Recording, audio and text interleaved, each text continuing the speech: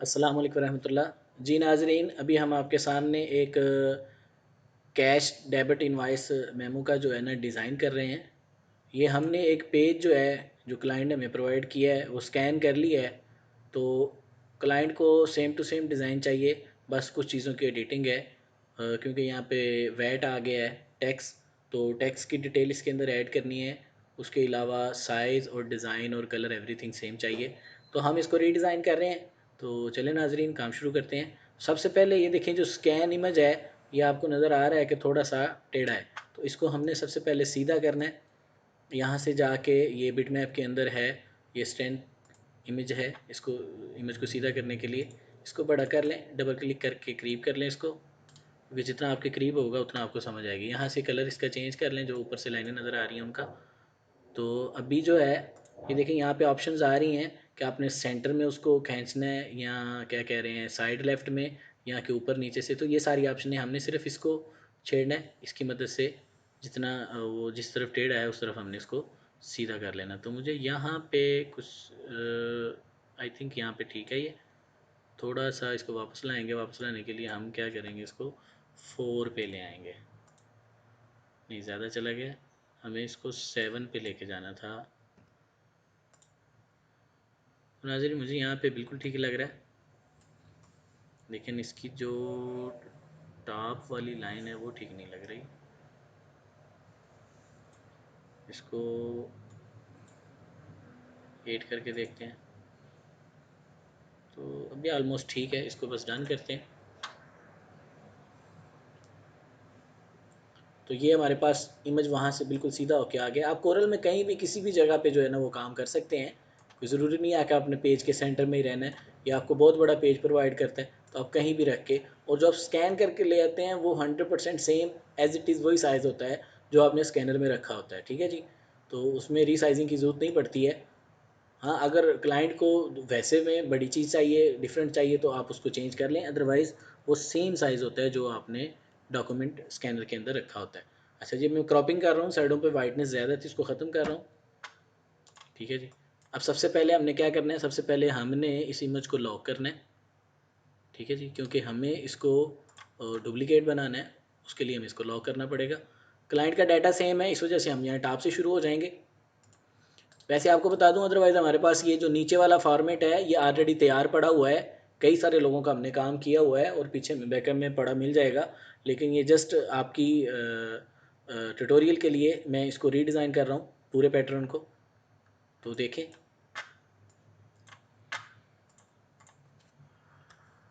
Normal font लगा है।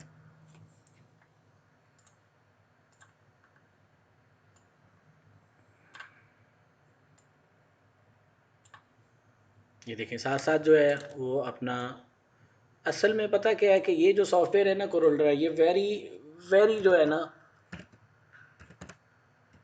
Easy software है। कोई भी बंदा इसको थोड़े दिनों में सीख सकता है, कोई भी बंदा थोड़े दिनों में इसका मास्टर बन सकता है। तो ये वेरी इजी है।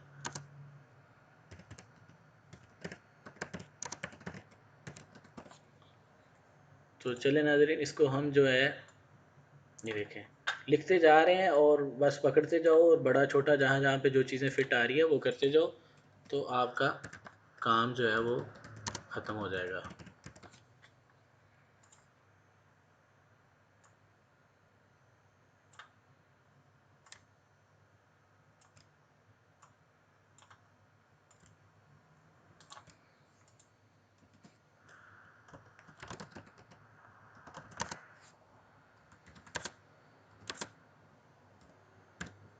तो डाटे के लिहाज से वेरी केयरफुल रहें।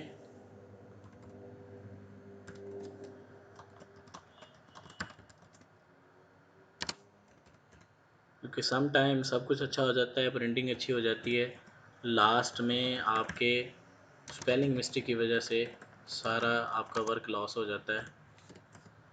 तो इस वजह से वेरी केयरफुली।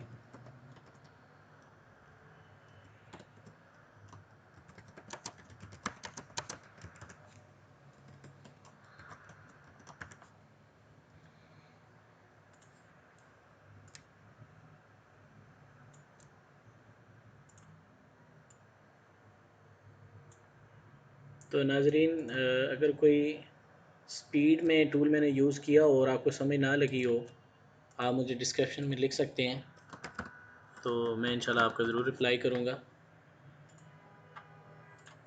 ये वाला फॉन्ट लगा हुआ है टाइम न्यू रोमन, इसको बोल्ड करना है।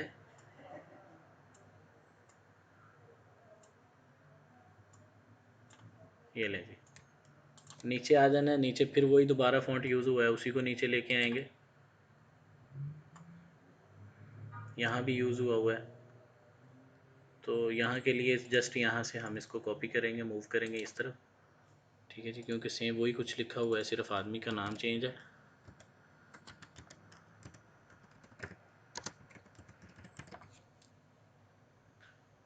बाकी नीचे उसने अरबी में ऐड कर दिया है। ऊपर नंबर जो है वो जो है इंग्लिश में है, तो नंबर को हम जस्ट चेंज कर देंगे 5920702। ठीक है जी, इसको यहाँ से हम यहाँ ले आएंगे। ठीक हो गया जी। अब ये जो अरबी है, पहले इस तरह करते हैं कि हम पूरे जो भी हमारा मैटर है इंग्लिश का वो पहले फाइनल कर लेते हैं, फिर लास्ट में हम अरबी एक ही टाइम में लिखेंगे। ठीक है जी, इस तरह कंफ्यूजिंग नहीं होगी। देखिए अभी मैं सबको ब्लैक कलर लगा रहा हूँ, जब वर्क ख़त्म हो जाएगा तो लास्ट में फिर जो है मैं इन सब को एक साथ में जो है ना वो ब्लू कलर कर दूँगा। तो देखते जाएं।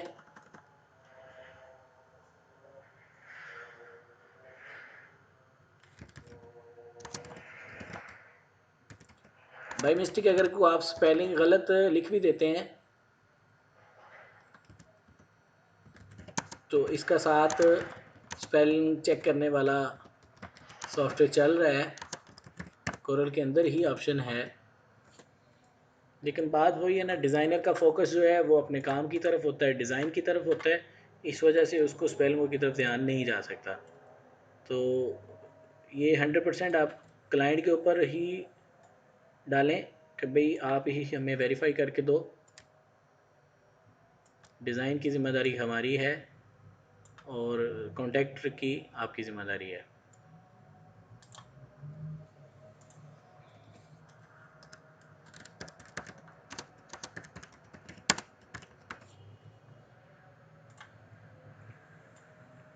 हम सबसे पहले इंग्लिश का ख़त्म करेंगे काम, उसके बाद हम अरबी का करेंगे, और लास्ट में जो देखें आप, अगर ओवरऑल देखें ना ओवरऑल, तो इसमें चेक करें तीन चीज़ों के अलावा आपको कुछ नज़र नहीं आ रहा।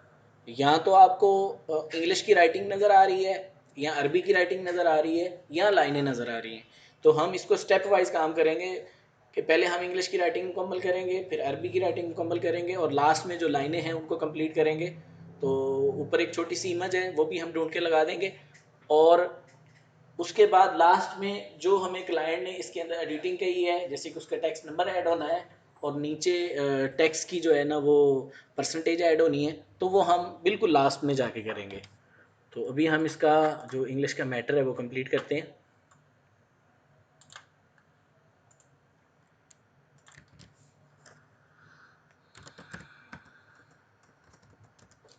नाजरीन, ये वेरी इंटरेस्टिंग काम है, इसमें बोरियत बहुत ज़्यादा कम है,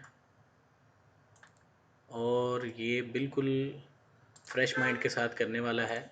क्योंकि अगर आपका माइंड फ्रेश नहीं है तो आपका माइंड आइडियाज़ किस तरीके से क्रिएट करेगा।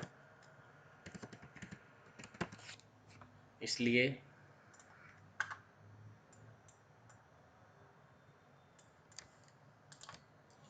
आप चीज़ों को करने से पहले समझने की कोशिश करें कि ये किस तरीके से हुई हैं।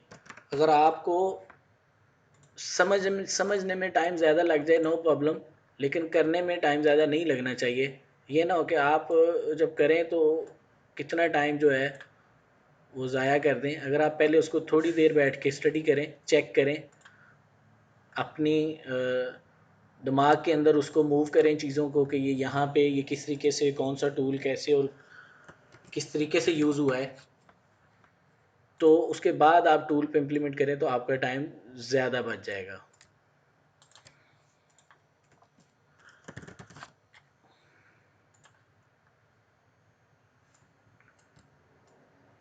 दूसरा बात नाजरीन, जो प्रोफेशनल वर्क होता है और जो स्टडी का टाइम होता है, इन दोनों में ये बहुत बड़ा डिफरेंस है कि वहाँ पे आपके पास बिल्कुल टाइम ही टाइम होता है, लेकिन यहाँ पे इस तरह नहीं होता है। प्रोफेशनल में आपके पास काम बहुत ज़्यादा होते हैं, टाइम नहीं होता। तो ये बहुत बड़ा डिफरेंस है बिटवीन प्रोफेशनल वर्क और स्टडी का पीरियड जो है उसमें। और वैसे भी आप स्टडी के पीरियड में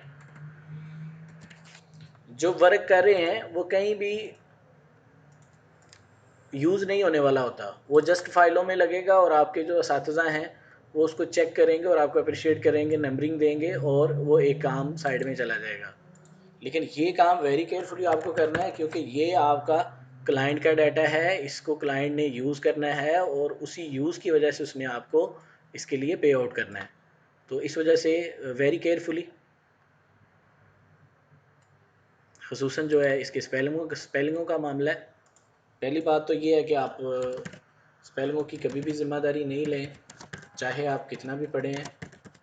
डिज़ाइनर होने के नाते मेरी आपको राय भी है और मेरा ये एक्सपीरियंस भी है कि आपसे गलती के चांसेस बहुत ज़्यादा हैं। तो इस वजह से आप इसकी कभी भी प्रूफ रीडिंग के पीछे बाउंड कभी भी नहीं हो।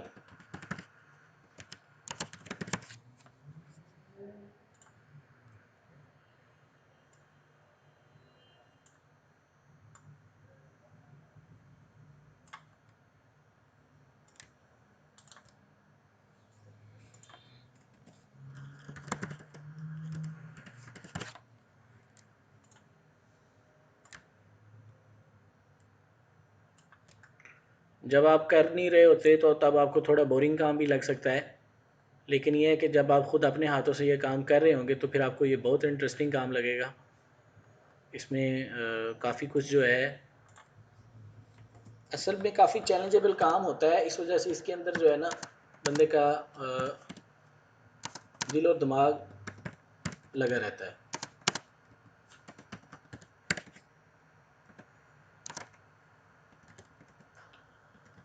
कुछ लोगों के लिए डुप्लिकेट आसान होता है और कुछ लोगों के लिए न्यू से आइडिया क्रिएट करना जो है ना आसान होता है। तो ये अपने अपने माइंड के ऊपर डिपेंड करता है।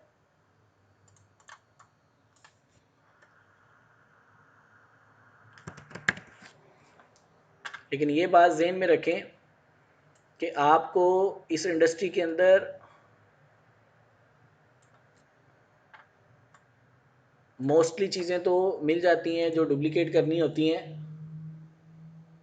और नई चीज़ों के शौकीन लोग भी आ जाते हैं जो कहते हैं जी हमें नए आइडिया से काम करके दें। तो उसके लिए आप पहले से ही टाइम ज़्यादा लें, इंटरनेट पे जाएं, जो भी काम आप करना चाह रहे हैं, फॉर एग्ज़ाम्पल अगर आप फ्लायर बनाना चाह रहे हैं, आप बिज़नेस कार्ड बनाना चाह रहे हैं, तो गूगल पे जाएं, जाके बिज़नेस कार्ड लिखें, देखें आज की डेट में लोगों के क्या आइडियाज़ हैं बिज़नेस कार्ड के बारे में, आज की डेट में लोग किस किस तरह के कार्ड्स बना रहे हैं। उनके आइडियाज़ में से कुछ चीज़ें आप कॉपी करें और बाद में कुछ अपने आइडियाज़ उसके अंदर मिक्स करें। तो इसी तरह से क्रिएशन होती है। फिर आपको नई चीज़ बना के अपने क्लाइंट को दें, इंशाल्लाह आपका क्लाइंट सेटिस्फाई होगा।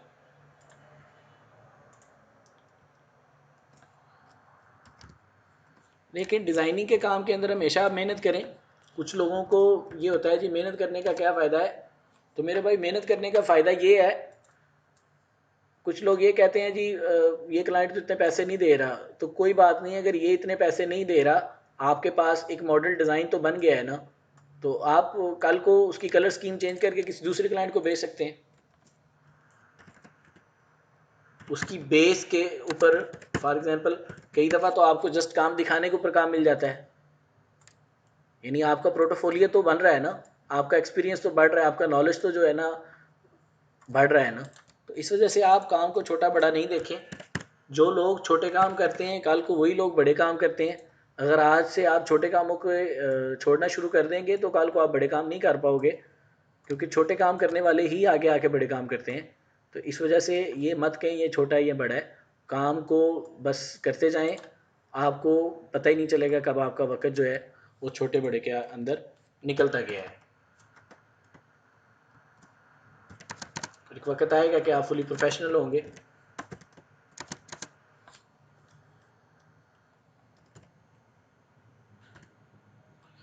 ये अरबी कीबोर्ड है, इसके ऊपर मैं कोशिश करूँगा फिर किसी वक्त कोई लेक्चर आपके लिए बना दूँ कि कोरल के अंदर अरबी और उर्दू के कीबोर्ड किस तरीके से काम करते हैं। अगर आपको फौरी से इसके बारे में कोई नॉलेज चाहिए तो मैं आपको रेफ़र करूँगा कि यूट्यूब के ऊपर कुछ लोगों ने ऑलरेडी इसके ऊपर काम किया हुआ है, आप उनकी वीडियोज़ जाके देख सकते हैं।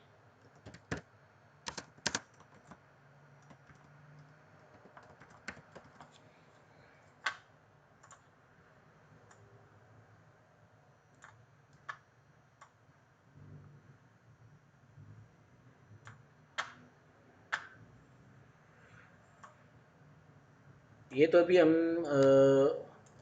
जो वर्क हमारे पास है, जो हम रेगुलर वर्क कर रहे हैं उसी के वीडियोस बना के आपके साथ शेयर कर रहे हैं। आगे फ्यूचर में हम प्लान कर रहे हैं कि आपके लिए पूरी एक सीरीज़ के हिसाब से कोर्स तैयार किया जाए, क्योंकि कुछ लोग नए होंगे जिनको बिल्कुल कुछ समझ नहीं आ रही होगी या काफ़ी चीज़ें इंटरेस्टिंग लग रही होंगी लेकिन वो कर नहीं पा रहे होंगे क्योंकि बेसिक नॉलेज नहीं है। तो मैं इंशाल्लाह आपकी दुआओं की ज़रूरत है, इंशाल्लाह अनकरीब एक प्रोफेशनल कोर्स रेडी करके आपके लिए लाऊंगा, जिससे तमाम न्यू यूज़र और जो पुराने जो लोग हैं काम कर रहे हैं उनके लिए, तमाम के लिए फ़ायदा होगा, क्योंकि वो एक प्रोफेशनल प्रैक्टिस होगी।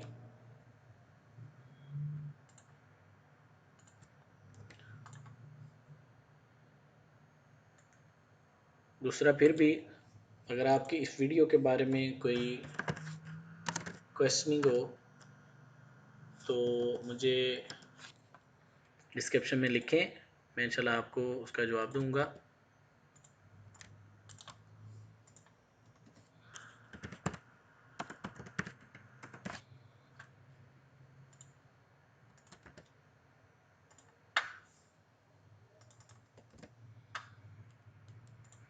मैं एक अरसे से प्लान कर रहा था कि लोगों के साथ जो है वो प्रोफेशनल वर्क को शेयर किया जाए, इसलिए कि लोग अमूमन कहीं ना कहीं से कुछ छोटा मोटा कोर्स करके बेसिक नॉलेज तो कवर कर जाते हैं, लेकिन किसी प्रोफेशनल जॉब के लिए रेडी नहीं होते, क्योंकि कोई प्रोफेशनल वर्क उनके हाथों से नहीं गुजरा होता।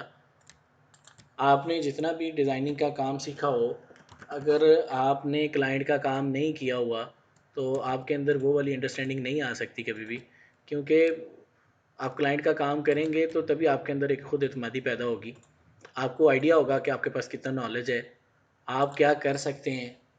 इस तरह तो आपके पास वो डिग्री वाला हिसाब है कि आपके पास एक डिग्री है और उस डिग्री के अंदर लिखा हुआ है कि आपको काम आता है, लेकिन आपको अगर पूछा जाए तो आप जेन्युइनली कहोगे कि यार मुझे काम की अंडरस्टैंडिंग नहीं है, क्योंकि मुझे काम मैंने सीखा तो हुआ है लेकिन प्रैक्टिस में नहीं है। क्योंकि एक थोड़ा पीरियड होता है स्टडी का, उसी के अंदर आप सीखते हैं, उसके अंदर एक थोड़ा ही पीरियड होता है स्टडी का, तो वहाँ पे एक नंबरिंग की रेस होती है, वो आप पूरी करके निकल जाते हो। अगर आपको कुछ आता भी है तो वो प्रैक्टिस मांगता है, उसके लिए प्रैक्टिस करनी ज़रूरी है। तो मैं इस वजह से चाह रहा था कि आप लोगों को ऐसा प्रोफेशनल वर्क दिखाया जाए कि जो देखने के बाद, जो सीखने के बाद आप डायरेक्ट किसी प्रोफेशनल जॉब पे जा सको। बल्कि मैं तो आपको जॉब के लिए प्रेफर नहीं करूँगा, मैं तो यही कहूँगा कि अगर आप प्रोफेशनल वर्क देख रहे हैं और आपको अंडरस्टैंडिंग हो रही है तो आपको फिर जॉब नहीं करनी चाहिए, आपको ट्राई करनी चाहिए आपके ख़ुद के बिज़नेस की।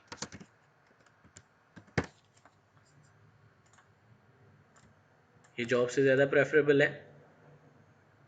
हाँ, अगर आप कुछ एक्सपीरियंस के लिए कोई टाइम किसी एक्सपर्ट के साथ गुजारें तो वो ज़्यादा बेटर रहेगा। अदरवाइज़ तो ये वीडियोस जो हैं ये भी मैं इसी घर से बना रहा हूँ कि आपका एक एक्सपर्ट के साथ टाइम गुजरे, आपको प्रोफेशनल और नॉन प्रोफेशनल वर्क के अंदर जो डिफरेंस है वो पता चले, और जो कोई आपने स्टडी की हुई है उसके बारे में आपको कुछ खुद एतमादी पैदा हो कि आपने जो नॉलेज गेन किया है वो कितना यूजेबल है। सिर्फ थोड़ा सा आपकी प्रैक्टिस चाहिए। आप थोड़ी सी प्रैक्टिस करें तो वही नॉलेज आपको काफ़ी फ़ायदा दे सकता है। तो ये देखें नाज़रीन, ये हमारा जो है आलमोस्ट राइटिंग का जो मामला है वो तो मुकम्मल हो गया है। अभी हमने लाइनिंग शुरू करनी है। तो प्रोफेशनल वर्क में ये बात ज़हन में रखें कि आपका पैटर्न बहुत इम्पोर्टेंट होता है। यानी अगर आप एक लाइन यूज़ कर रहे हैं तो हर तरफ वही लाइन आनी चाहिए। यानी डिज़ाइन दिखने में नज़र आए कि ये किसी प्रोफेशनल बंदे ने बनाया हुआ है। ये नहीं कि किसी लाइन को और टेक्सचर लगाया, किसी को और लगाया, और ये इस तरह नहीं होना चाहिए। ये देखिए, एक ही लाइन मैंने वहाँ पे लगाई है, उसी को कंट्रोल के साथ लेके आ रहा हूँ बिल्कुल सीधा। ठीक है जी, यहाँ पे ये ठीक है, अरबी भी ठीक है। एक लाइन यहाँ से ले जाता हूँ बिल्कुल सीधा। ठीक है जी, ये यहाँ पे भी ठीक है। अभी आ जाऊँगा जी ऊपर, ऊपर भी लाइनें चाहिए। ये यहाँ पे आ गया, ये देखें जी, तारीख के लिए हो गया जी ये। अब यहाँ से एक लाइन सीधी जाएगी।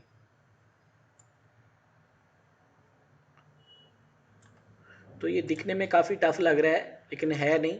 आपने अभी ऑलमोस्ट आधे से ज़्यादा काम देख लिया है, थोड़ा ही काम हमारा बाकी है। तो ये इतना टफ है नहीं है। यहाँ से देखे आपने बॉक्स लगाना है जो इस लास्ट लाइन तक जाएगा। यहाँ से ये यहाँ नीचे लास्ट लाइन तक आएगा, यहाँ तक कॉर्नर राउंड करना है यहाँ से। अच्छा, ये इस तरफ थोड़ा बाहर निकालना पड़ेगा इसको, ऊपर से ठीक है। चलो थोड़ा सा फिर भी बाहर निकालो क्योंकि नीचे से थोड़ा लग रहा है कि नहीं ठीक। तो ये बाद में फाइनल चीज़ें हो जाएंगी, इसको थोड़ा सा इस तरीके से कर लेंगे। ठीक है, उसने पहले लाइनों को खींचा हुआ है। ये वाली लाइन 1 की कर लें अंदर वाली, और बाहर वाली जो है 1.5 की कर लें। 1.5 की थोड़ी सी मोटी कर लें। ठीक है जी, और इसका जो आउटलाइन है वो भी उसके साथ साथ राउंड कर लें।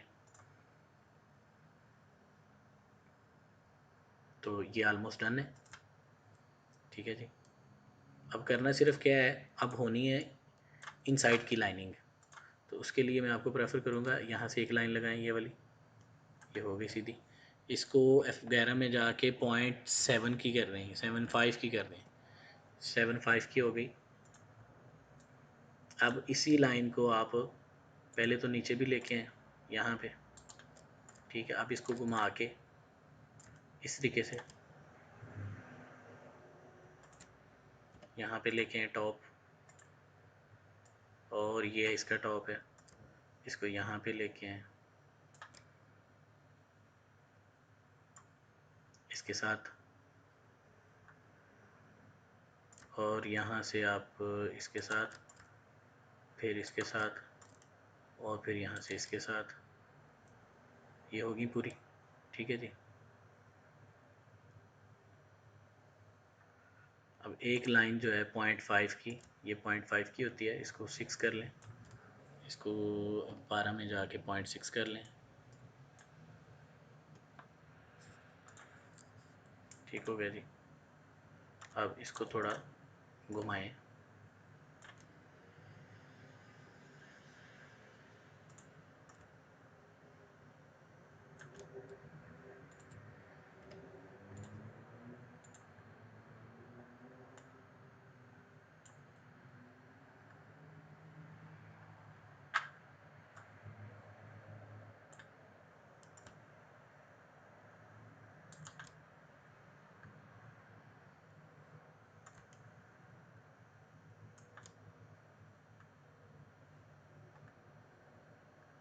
तो ये लाइन यहाँ तक रहेगी और ये वाली जो लाइन है ये लास्ट तक आएगी, ठीक है जी, ये यहाँ तक आएगी।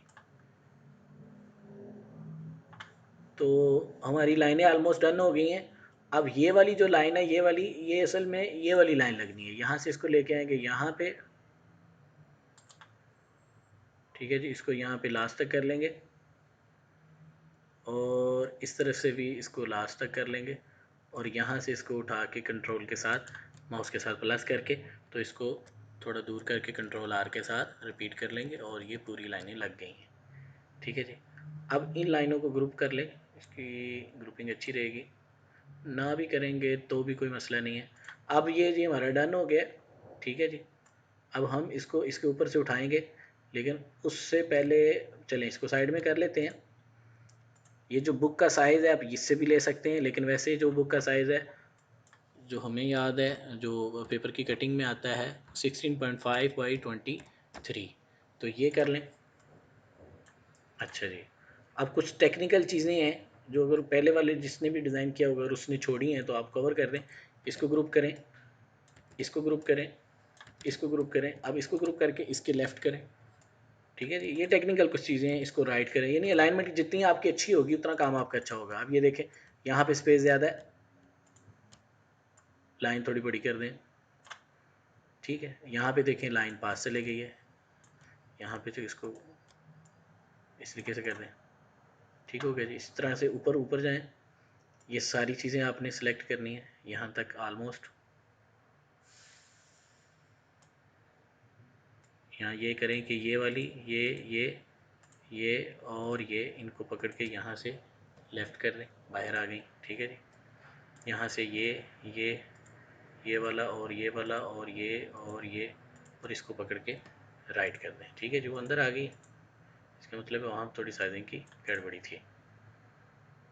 अब इन तीनों को पकड़ें, साथ में ये तीन भी पकड़ें, ठीक है जी, और ये जो आपका सेंटर वाला है इसके सी कर दें सेंटर में, ठीक है जी। यानी ये कुछ प्रोफेशनल चीज़ें हैं, अगर ये आप कर देंगे तो आपके काम में और खूबसूरती आ जाएगी। इस बॉक्स को लेके आएँ, इसको इसके सेंटराइज करें, ठीक है जी, इस तरीके से। अब रह गई हैं वो चीज़ें, गाड़ी रह गई है। गाड़ी तो हमने गूगल से लेके आनी है, लेकिन जस्ट आपको दिखाने के लिए, फाइनल करने के लिए फ़िलहाल ये गाड़ी मैं यहीं से क्रॉप करके लगा रहा हूँ।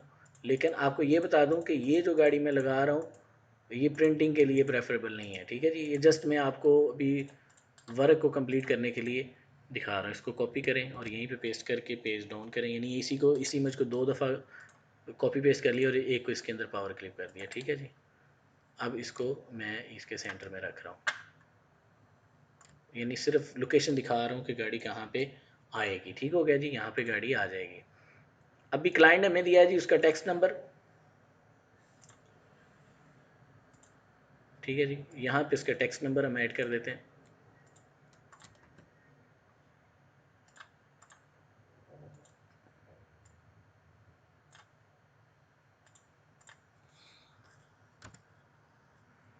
TRN, नंबर है जी 1002161198000003।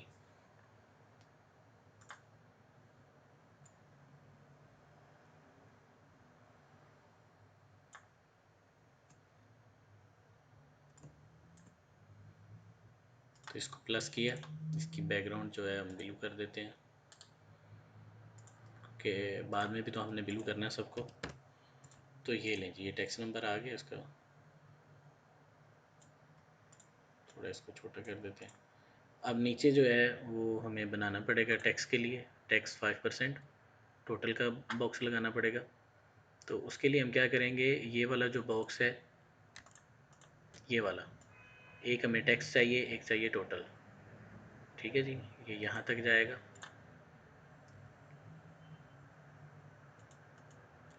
और ये लाइनें यहाँ तक जाएंगी,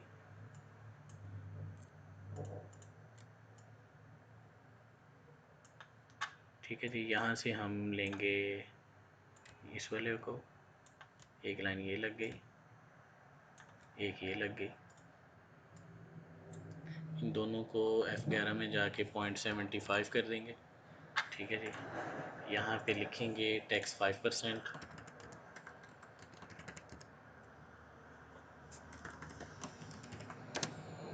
वैट 5% टोटल। ठीक है जी।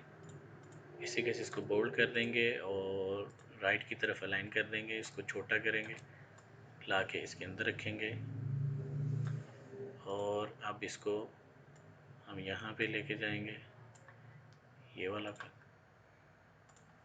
तो ये देखें नाज़रीन, ये पूरा हो गया। अब इसको बिलू करना है, उसके लिए हम एडिट में जाएंगे, एडिट में जाके फाइंड एंड रिप्लेस में जाके रिप्लेस ऑब्जेक्ट में जाके रिप्लेस आ कलर, और इसको नेक्स्ट करेंगे। यहाँ से फाइंड करेंगे कलर के हमने किस कलर को करवाना है। हमने ब्लैक कलर को करवाना है, क्या करवाना है हमने, उसको करवाना है ब्लू कलर।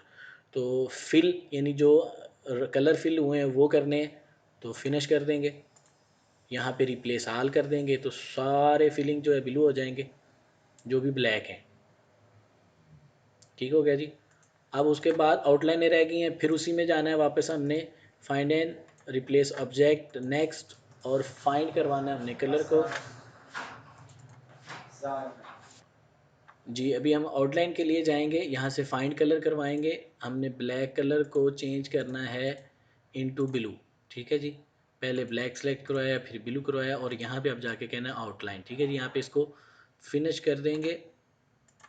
ठीक है जी। और यहाँ पे रिप्लेस आल कर देंगे। ठीक है जी। ये देखें इस तरीके से ये सारी लाइनों को ब्लू कलर में कन्वर्ट कर रहा है। तो यहाँ पे इसको क्लोज़ करेंगे तो अभी देखें ये हमारी बुक। अब ये जो नंबरिंग की ये देख रहे हैं आप, ये तो मशीन से प्रिंट होके आएगा, हम जस्ट उसको बताएंगे कि फ़लाँ नंबर से शुरू कर दो। तो अभी इसकी ज़रूरत नहीं है हमें, इसको हम डिलीट कर देंगे। ठीक है जी। ये बुक का पैटर्न हमारे पास रेडी है। मुझे यहाँ सिग्नेचर के लिए थोड़ी जगह कम लग रही है, मैं इसको अनग्रुप करके इस सिग्नेचर्स को थोड़ा सा नीचे ले आऊँगा इस तरीके से, और फिर पूरी बुक को सिलेक्ट करके इस तरीके से थोड़ा सा ऊपर ले जाऊँगा। अभी आप सोच रहे होंगे कि ऊपर जगह इतनी ज़्यादा क्यों छोड़ी हुई है। ऊपर इस वजह से जगह छोड़ी हुई है कि ऊपर परफलेशन की ज़रूरत पड़ती है, यानी बुक जब बाइंड होती है तो ऊपर जगह यानी पिन वगैरह लगनी होती है, उसके लिए ऊपर जगह छोड़नी पड़ती है। तो इसको यहाँ पे ग्रुप करें, पेज के सेंटर में ले आएँ, F4 करें, बड़ा हो जाएगा। तो मैंने स्टिल अभी तक इसको सेव नहीं किया, नई कंपनी है। तो यहाँ पे मैं जाऊँगा, इसको सेव का बटन दबाऊँगा। ठीक है जी।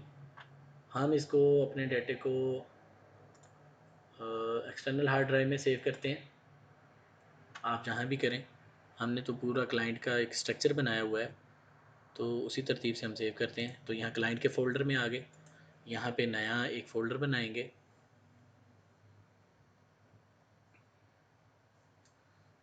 और फोल्डर का नाम जो क्लाइंट का कंपनी का नाम है वो लिख देंगे। इस तरीके से आपको नेक्स्ट टाइम क्लाइंट का डाटा ढूंढने में प्रॉब्लम नहीं होगी। इसको खोलें। अब जो आपने बनाया है, तो जो बुक का नाम है, जो भी आइटम का नाम है वो लिख दें, ये बेटर आपके ढूंढने के लिए। तो इसको कैश डेबिट मेमो। ठीक है जी। ये क्या है कि मैं इसको सेव कर रहा हूँ। अभी मुझे इसको क्लाइंट को भेजना है, तो उसके लिए मुझे यहाँ से ये जो है पैरेलल डेसिमल टूल जो है इसको खोलना है और ये लगाना है। ये यहाँ पे इंच दिखा रहा है, यहाँ पे जाके इसको मैंने सेंटीमीटर कर लेना है। ठीक है जी। ये मुझे साइज़, यानी क्लाइंट को जब भी आप चीज़ भेजें तो उसका साइज़ लगा के भेजें, कि ये ना हो बाद में कि जी मैंने तो फ़लाँ साइज़ का था तो आपने फ़लाँ कर दिया। तो इससे बचने के लिए बेहतर है कि आप जो भी उसको इमेज भेजें अप्रूवल के लिए, दिखाने के लिए, तो उसमें साइज़ ज़रूर मेंशन करें। ये आपकी अपनी सेफ्टी के लिए बेटर है। ये हो गया जी। अब पेज के ऊपर मैं एक पेज बना लूँगा, डबल क्लिक करके इस सारे को पकड़ के मैं इसको एक्सपोर्ट करूँगा जेपीजी के फॉर्मेट में। ये देखें जी, डेबिट मेमो आ गया। यहाँ से आरजीबी कर दूँगा, और यहाँ पे ऑलरेडी 300 होता है टीपीआई, उसको नहीं छेड़ते। आपको बड़ी करनी है तो बड़ी कर लें, कम करनी है तो कम कर लें। जी ये जा चुका है। हम इसको यहाँ पे जाके भी चेक करेंगे। ये देखें, ये कैश मेमो के नाम से हमारे पास आ चुका है।